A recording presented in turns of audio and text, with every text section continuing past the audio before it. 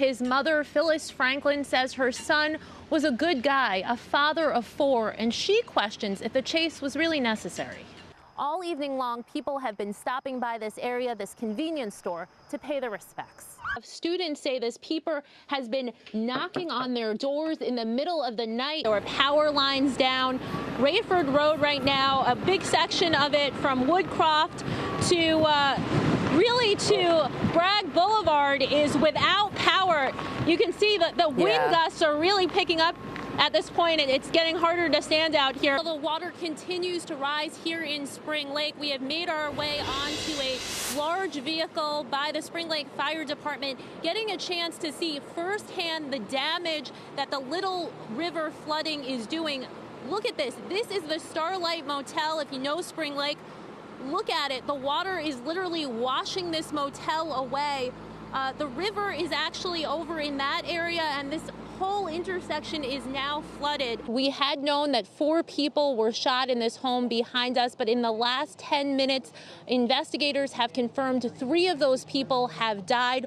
1 person was rushed to Wake Med with what they are calling critical injuries. Now, you can take a look at the home. This is where investigators say the shooting took place. We are on Woods Crossroads Road, just outside Benson in Johnston County. Investigators telling us the shooting took place just before 9 o'clock this evening. Take a listen to what one investigator had to say.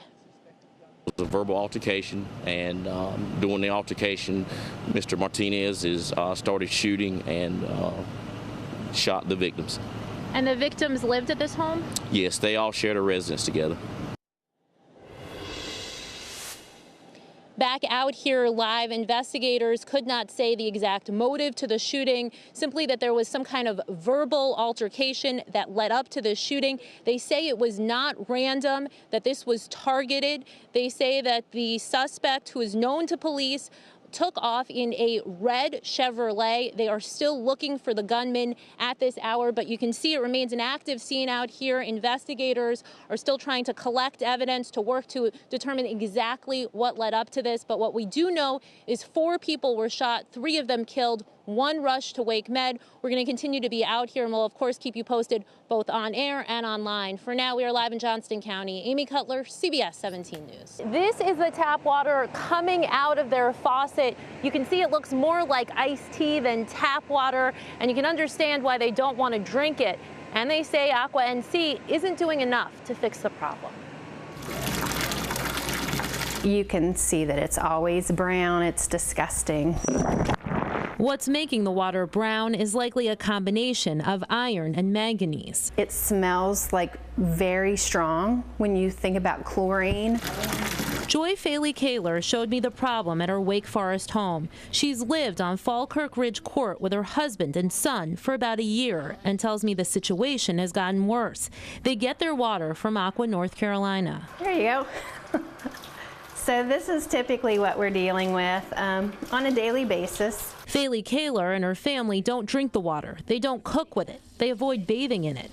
This is what they say it does to their laundry. Whites turn brown.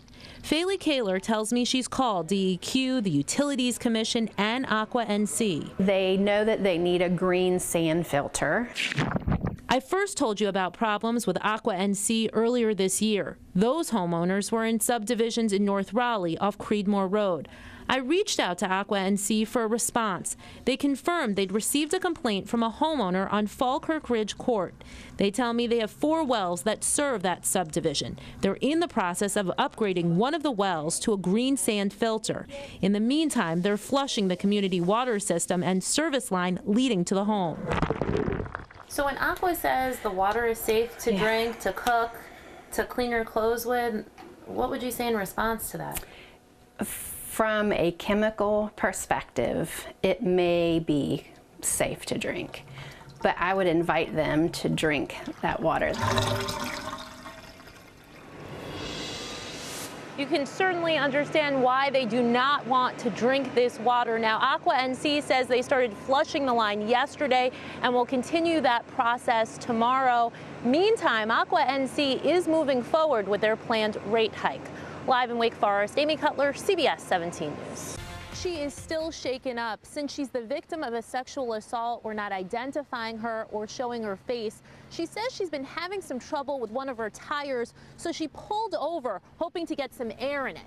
That's when she says those two suspects approached. I thought, Lord, this is not how I want to die. The victim, a 34-year-old mother and nurse, was coming from work, headed south on US 1 when she pulled over by Farrell Road. She says those two men pulled up in a black Altima. I was just thinking they were, good Samaritans trying to, help a young lady out with her tire, but they had ill intentions. When she looked up next, she says one of the guys had a pistol pointed at her. She tells me the other opened her car door and grabbed her wallet. She says she had more than $800 in it, money she intended to pay her rent and other bills with. They also took her wedding ring, but the most terrifying part.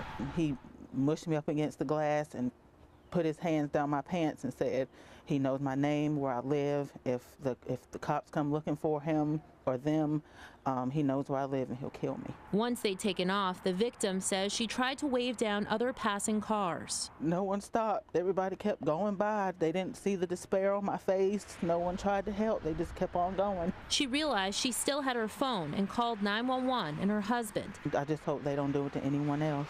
Fortunately, she says her landlord is willing to work with her. She's still hoping to get her wedding ring back. In Sanford, Amy Cutler, CBS 17 News. Tanya Aguilar's family is devastated. All night long, friends and neighbors have been stopping by the family's home here at the Rosewood Mobile Home Park to pay the respects.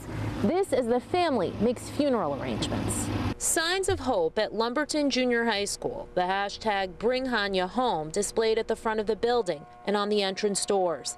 That hope vanished late this afternoon when authorities announced the body they found off Wiregrass Road was 13-year-old Hanya. She was kind, nice, and very calm. It really has shaken us because no one expects it to be in your backyard. Dr. Shanita Wooden is a superintendent of Robeson County Schools. She tells me her heart sank when she first received the call from Lumberton Police Tuesday evening. Hanya was kidnapped just feet from her front door more than 3 weeks ago. Since then, the school district, teachers, administrators, staff, and parents have tried to help Hanya's family, bringing over dinner and groceries. Hanya's ESL teacher helping translate at the funeral home tonight. It doesn't just impact her family, it impacts us all. How do you go about explaining this to young kids? This one has been hard because I personally haven't really dealt with a kidnapping. Dr. Wooten says they'll have additional support staff on hand. I didn't think it would be her body. She lived 4 trailers down from me. So many in this community now heartbroken following this latest development. Dr. Wooten says Hanya's wake and possibly her funeral will be held at Lumberton High School. In Lumberton, Amy Cutler, CBS 17 News.